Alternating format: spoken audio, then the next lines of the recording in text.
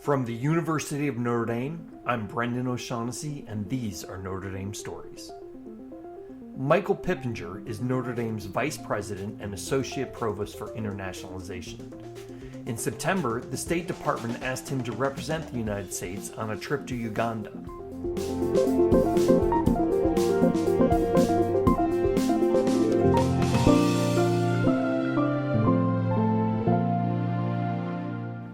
He spoke at 3 universities in Uganda about the importance of global partnerships in higher education. We sat down with Pippenger to learn more about his trip as a citizen diplomat. All right, so why don't we start off by having you tell me about the origin of the trip to Uganda? Sure, thanks for asking. I received an email from a member of the State Department from their Bureau of Educational and Cultural Affairs inviting me to be a part of their International Visitors Program. And that program sends out experts in a variety of different fields to be citizen diplomats for the U.S. And in this case, they asked me to go to Uganda to talk to universities there about building global partnerships and creating opportunities for mobility between Uganda and the U.S. And in the specific instance of why they asked me to go in September, they asked me to give a keynote speech, which was the first inaugural Fulbright Kajubi speech. I can tell you about Dr. Kajubi in a second, but this speech was meant to celebrate the centenary of Makerere University, which is the premier university in Uganda. It's been in existence longer than the country of Uganda has been independent, so it holds a special place in the country's heart and mind. So that's why I was asked to go, and then added on to that visits to other universities to talk about partnerships in global education. Okay, why don't we talk about Dr. Kajubi now then? Sure. Dr. Kajubi is a legendary figure in Uganda. He actually had been the vice chancellor, the equivalent of what we would think of as the president of the university, twice during 2 very difficult periods in Uganda's history. He led the university through those tumultuous times to make it into a world-class university and the widely recognized excellent university that it is today. He also played a role in the government of Uganda, where he was the Minister of Education, and wrote a number of thought papers about the need for universal access for secondary students, for primary students, and encouraged the development of the university system within Uganda. So to be able to speak to Ugandan educators and government officials and the general public about his legacy as a global educator and his role in promoting cross-cultural exchange was very important. He himself was one of the first Fulbright scholars from Africa, and he went to the University of Chicago where he got a Master's of Science in Geography in the 50s. And that was quite an extraordinary thing at the time, but that formative experience about being an international student at a U.S. university was formative for the rest of his career. And so to be able to follow in his footsteps and talk about the power of global education and the power of the Fulbright Scholarship, the power of partnerships and person-to-person diplomacy was really an honor and a privilege. So what was your goal in taking this trip? Certainly to represent the United States, as the Department of State had asked me, but also equally important to represent Notre Dame. We have a long-standing tradition in East Africa and in Uganda and Kenya in particular. That goes back to the presence of the Congregation of Holy Cross. There are a number of Holy Cross parishes in Uganda.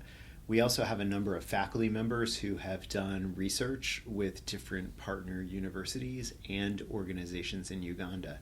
So to be able to talk to a wider public about our faculty members and our students' commitment to and engagement with Ugandan organizations and partners was really important to do. So it was an easy yes to give. So how did you feel about being asked to be a representative of the United States in Notre Dame? I was very humbled. I was not expecting that invitation to come my way at all. So it was a wonderful surprise and a real gift. What kind of events did the trip entail? It was a week jam-packed with events. So I arrived into Kampala late on a Sunday night, and on Monday I was traveling with colleagues from the U.S. Embassy in Kampala up to a university in the north, Lira University, which is in an area that had been under the influence and the effects of the Lord's Resistance Army. If you remember back to that time when there was internal strife in Uganda and throughout East Africa because of them and their activities. This university is a new university in the country, and it's actually being led by two Fulbright scholars who both went to the U.S. to study. So they have a very innovative outlook on the future of higher education, and they're trying to build up a regional university into a national one. So I was able to talk to their leadership and to give, to run a seminar about global education and how to build global education into building the university. We came back from Lira and then had the primary event, which was the centenary lecture. We had over 300 people in attendance there. Before the lecture itself, which also featured remarks from the U.S. ambassador, we had a luncheon to celebrate the alumni of the Washington Mandela Fellows Program. This Young African Leaders Initiative is something that Notre Dame, through the Pulte Institute, hosts every year. It brings sub-Saharan African scholars from around the continent to work with local organizations, to be in workshops at the university, and to have a leadership experience that will allow them to go back and fulfill their obligations to their organizations and their communities. We've been doing that for the past several years, so we've built up, quite a cohort of alumni who have been touched by Notre Dame and who Notre Dame has been touched by. So we invited them to this luncheon, as well as Fulbright scholars past and present from Uganda. So it was a festive lunch outside in a tent in the center of Makerere, and then we went in and gave the lecture, and that was a tremendous event. We finished up the week going to another university that Notre Dame has partnerships with, Uganda Martyrs University. This is a university that our colleagues in the Keough School, particularly Kellogg, have worked with before. So we were able to go there, give another workshop about global partnerships, and talk about building the relationship between Notre Dame and Uganda Martyrs, and also Uganda Martyrs being more open to partnerships in the U.S. Finished the week with a reception for Notre Dame alumni and for alumni of the YALI program. And that was held at the residence of the Cultural Affairs Officer. So it was a wonderful chance to experience her hospitality and open up her home to Notre Dame alumni. And we met other officials from the embassy. So a wonderful and wonderfully full week of interactions.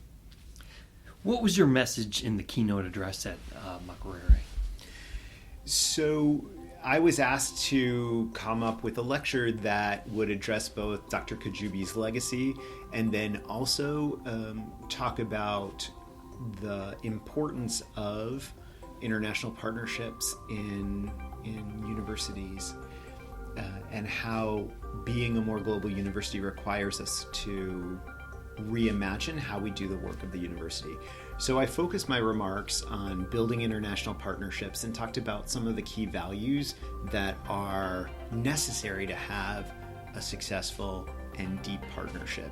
And so I talked about being in solidarity with the institution you're in partnership with, I talked about the need for transparency and honesty, talking about what's working, what's not, what are your institution's strengths, what are your weaknesses, what are your fears, what are your hopes. And then talked finally about being committed and convicted about that partnership. Obviously, for those listening, those values are at the heart of Notre Dame's own mission and educational philosophy. I think they're also important values in terms of Catholic social teaching, things that are important to our unique identity as a Catholic institution, and I shared those with the community. There was then a chance for response and question and answers, and the conversation was quite robust. People are hungry, I think, in this day and age with all of the strife and challenges that we're facing around the world, to imagine what it takes to have a deep and deeply committed partnership. So it was a wonderful, wonderful roundtable after that. Great. Tell me about what you got out of the meetings with the Fulbright and the Yale alums. Well, it's always great to hear their stories, their Notre Dame story, and also the impact they're having in their own work, their own professional lives. It was really exciting to see and hear from them firsthand how the lessons of being at Notre Dame continue to live on for them in their daily work, and how what they learned when they were in partnership here has made their work more sustainable and have a greater impact on the communities they serve. While we were up, as an example, while we were up in Lyra in the north, one of the alumna of the programs works at a radio station, a local radio station. So we went on the radio station and were interviewed in English, and then it was translated into the local indigenous language.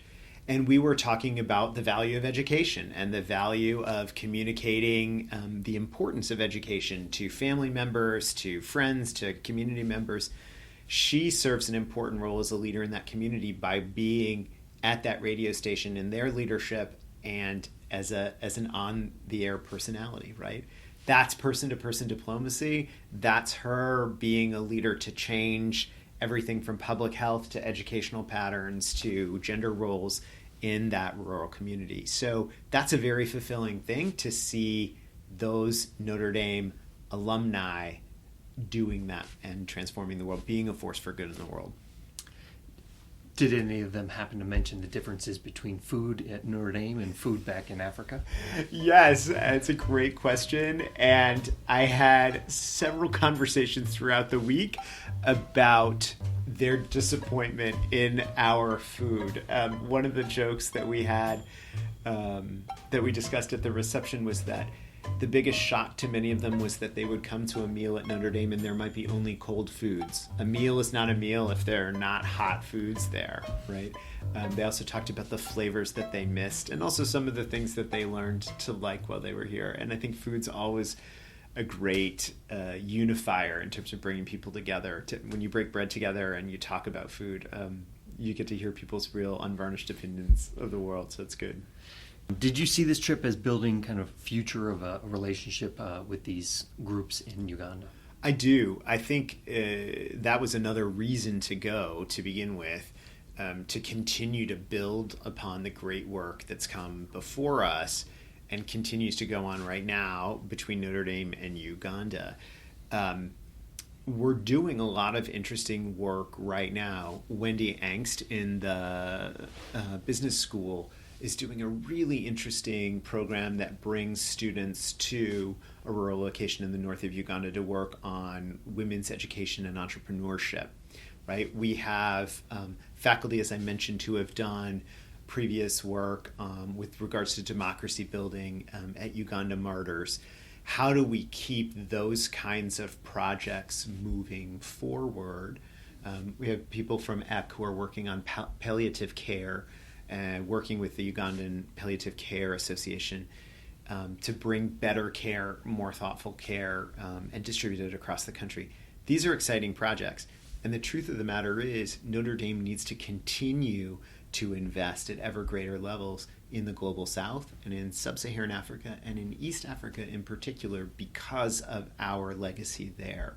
So I have every intention of working with colleagues here, both faculty and students, to keep that flow of people going to Uganda, and also for us to keep welcoming Ugandans here. We're talking with the State Department now about how we can partner with the Fulbright program in interesting ways in Uganda to hopefully bring more Ugandan scholars here in the future.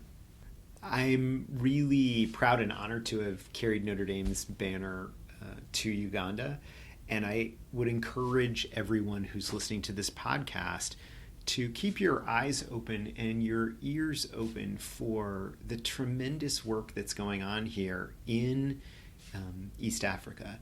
Any chance you can to get to meet our faculty who are working in the region doing their research, any chance you can get to meet international students from Uganda or Kenya or Rwanda, you should take advantage of that. This is a wonderful, wonderful relationship that I hope we can all embrace and continue to advance together. I think that's the purpose of global education. How do we all find an opportunity to partake in being a more global institution?